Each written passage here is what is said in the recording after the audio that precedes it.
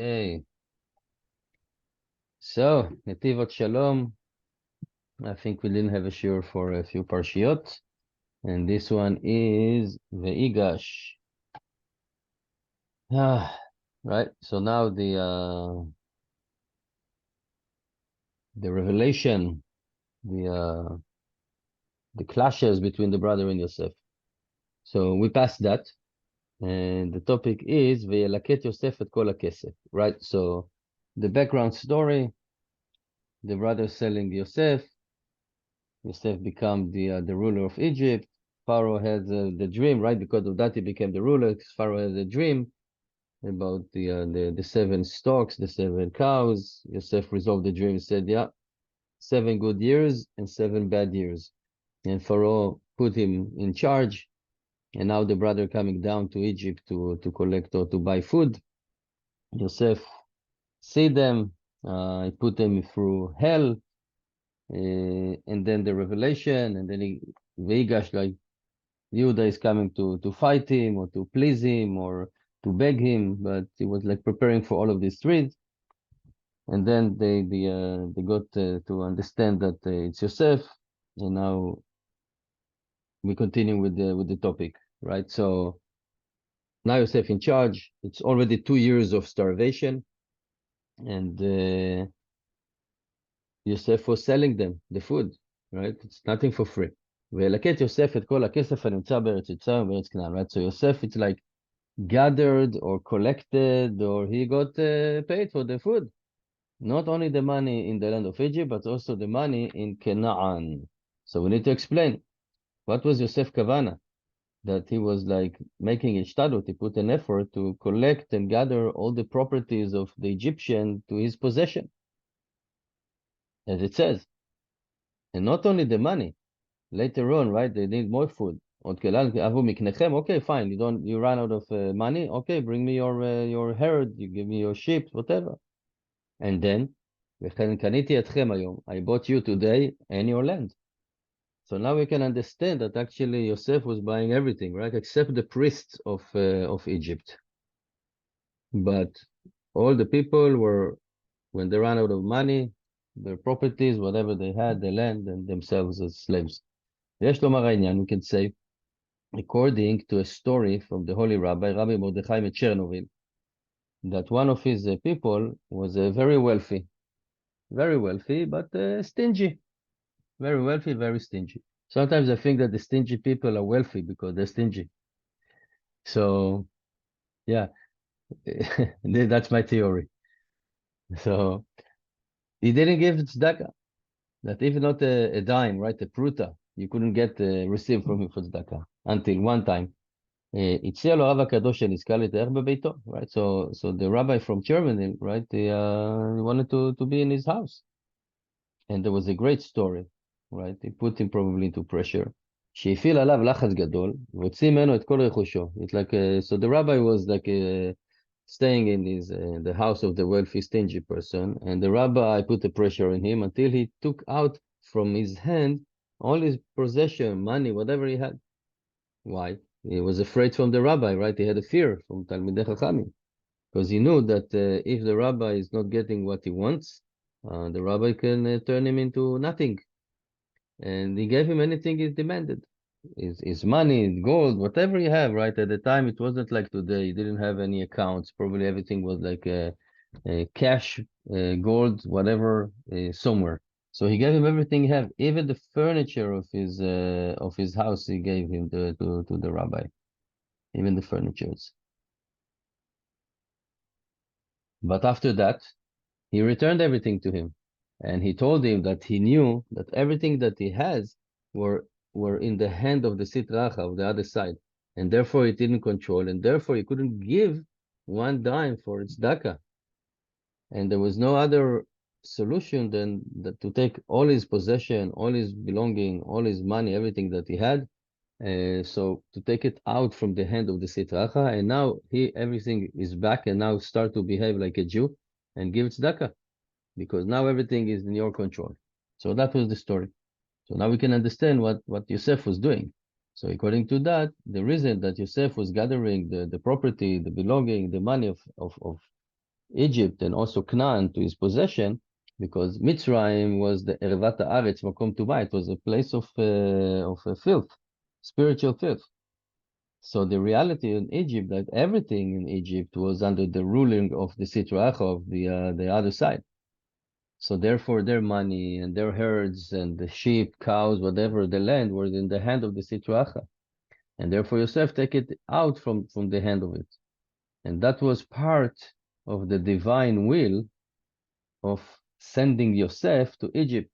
It was all a part of preparation. Remember, that started in the covenant between the parts, that Avram went down to Egypt first. Pharaoh took Sarah. As a compensation, he gave her the land of Goshen. Yosef went down to Egypt. Not only that he gathered the food, but he also forced everybody to do a Brit Milah, right? Everything to weaken the klipa, the shell of the immorality thing, of the erva. So that was Hashem's will for the preparation. Because as long as the reality is that the Egypt is under the control of the Sitra Achra, how can you really send Yaakov Avinu and the Shvatim, all the 70 souls that went over there, and how they could actually benefit from what is there? It will be even worse. And therefore the Ashgacha Elyona sent Yosef to Egypt first, so he will machshir the karka, he will make the land kosher, right, prepared. So Yaakov Avinu and his sons could go down there. And therefore, וילקט יוסף את כל הכסף הנמצא בארץ מצרים. And also the מקניכם and אדמתכם, etc. But it was in the hand of the Sitra Achra. And Yosef took everything and he moved it for the shilton of the Kedusha. This is like a very known concept, that you can transfer spiritual thing from one physical item to another. For example, when we do here, it's not common, but during the Bet HaMikdash and even today, we have masrot, right? Meiser. So there is not only the Meiser of the 10%, but in the land of Israel, we have what we call the Meiser Sheni, that I think it's every, the first, second, I think the third and the sixth are Meiser Ani. But anyway, Meiser Sheni means that the fruit that you have, after you gave the Truma, the Matnot Kuna, and you gave the Meiser to the Levi, you take a portion of it and you go into the Bet HaMikdash and you eat it over there. But now it's the season, you're not planning to go there. When you plan to go there, everything will be spoiled and rotten. So what do? You said, okay, fine. The fruit that I have, it's in amount of 100. So I'm taking 100, whatever in a silver coin, and I'm transferring the Gedusha of the fruits to that coin. Half a year from now, I'm going to Bet HaMikdash, I'm going to use that coin that have the Gedusha of the Perot Masrot, and I'm going to buy food, whatever I need to eat. It not necessarily have to be the same food. It can be oil, it can be wine, whatever I want, barbecue. I'm going to eat it in Yerushalayim. So you transfer a Gedusha from a fruit to a coin, and from coin to a fruit or food item, and you're eating it in Gedusha. So that's the concept that we have. So Yosef did the other way around. He took everything from the Sitra Achra, from the other side, bringing to his possession for the Shilton HaKedusha. And according to that, we need to say that what Yosef told his brother, hurry up, right? Ma'aru v'alu el avi, don't wait, hurry up, go to my father and tell him, Ko amar bincha Yosef. Right? This is what Yosef's son is saying, that Samani Elokim, right? Hashem put me to be the master for the entire Egypt.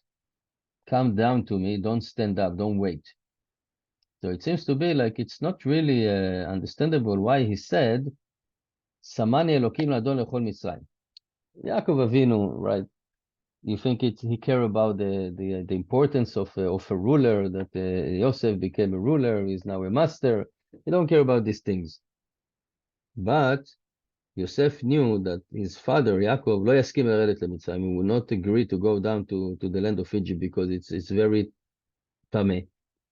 Eretz כה טמאה, וכל מציאותה נתונה בידי הסטרא אחרא. It's a land that is spiritually have lots of filth in it, impurity, and it's under the ruling of the other side. And therefore, Yosef sent him, said, no, don't be worried. Hashem put me to be the master for the entire land, and know that I am the master. I took everything from them, and therefore don't wait. Come to me. You don't have to fear. And another purpose for that, for when Joseph was gathering the food, and that was the task that for it he went down to Egypt to elevate, to bring up all the sparks of the Gedusha that were in Egypt, right? So yeah, just as is. So during the creation of the world, Adam Arishon, whatever, there was something that happened, and sparks of Gedusha um, spread all over the globe, all over the planet. And lots of them fell in the land of Egypt. So we gathered the tzotzot of the Gedusha, the spark of the Gedusha that were in the land of Egypt from the time of Adam Arishon.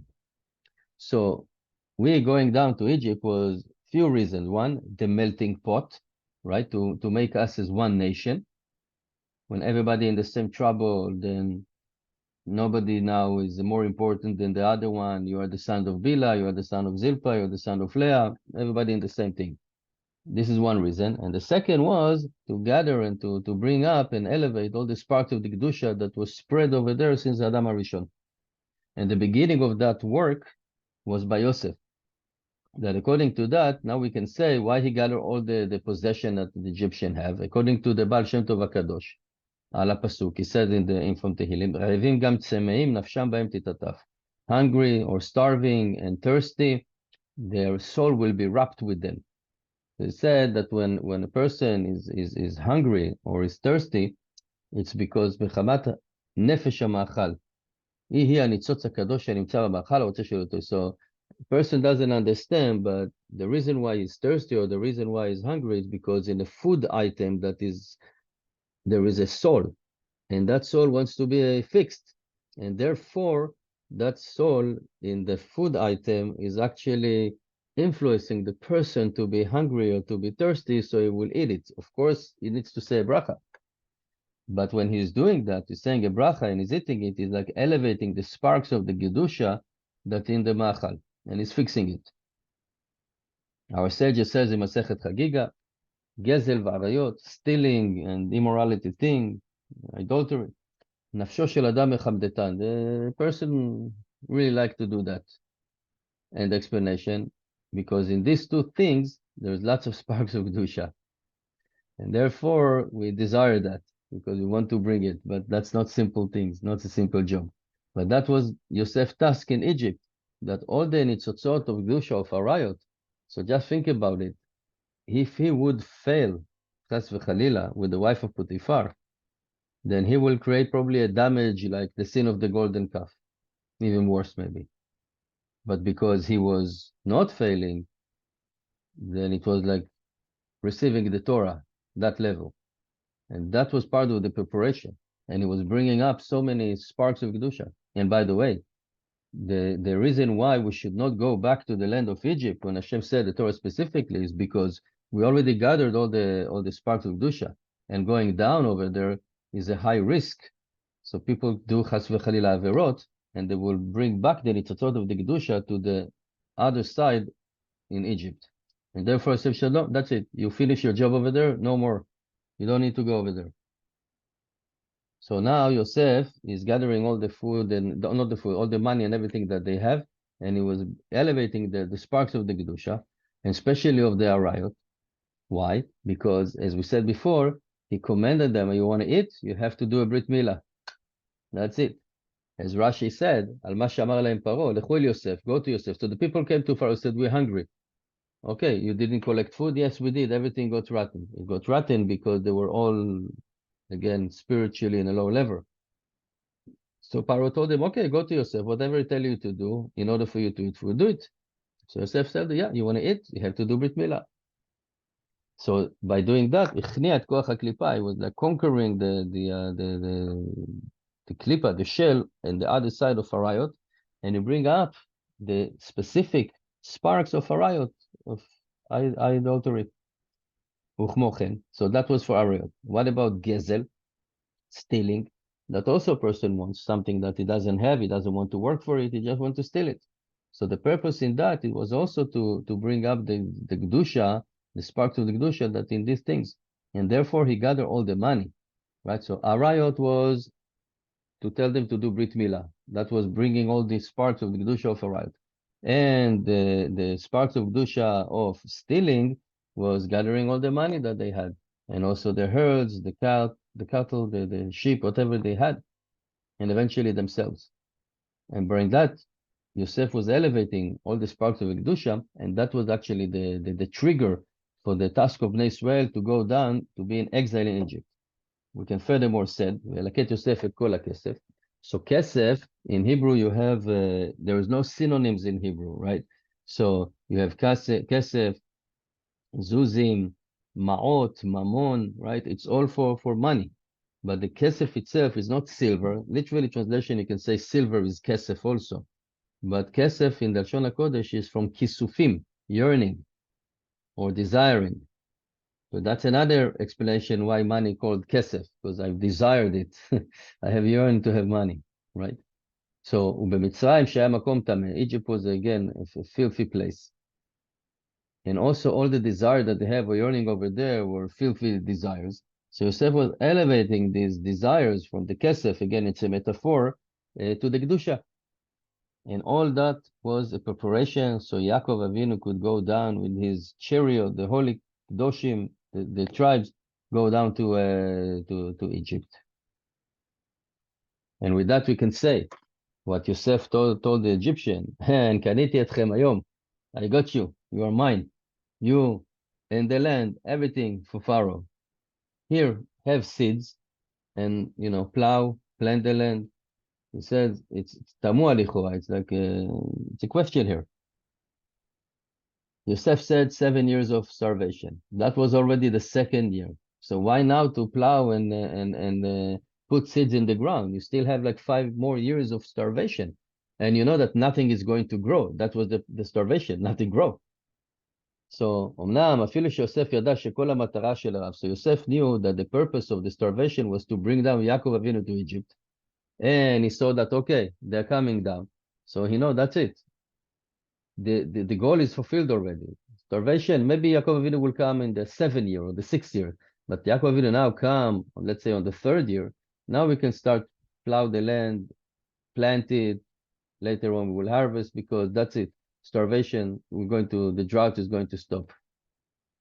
But we can say also, according to that, this is also the meaning of the verses. The existence of the starvation is because of the klipa, of the shell, and the other side, that they are holding down the abundance, the shefa, because they have dinim, judgment on all the bracha and everything that they had. And therefore, nothing could grow. And that was the root of the starvation. Because they were like so filthy over there, then there was a starvation. But after Yosef gathered the money and everything, even regardless of Yaakov Avinu going down to Egypt, because everything now is under the control of the Kedusha, so now everything can start grow again. And this is what the Holy Torah is teaching us, that Kol Inene Mitzrayim ayu bereshut asitrecha. Everything in Egypt was under the control of the other side. And the way to bring them back to a fix was by the tzaddik, the righteous person, Yosef, took everything from them and he bring it into the borders of the Kedusha. And by that, they came back to the Tikkunan. So we said few things here. One, the topic was that Yosef was gathering everything that the Egyptian have, the money, the herds, the land. Why?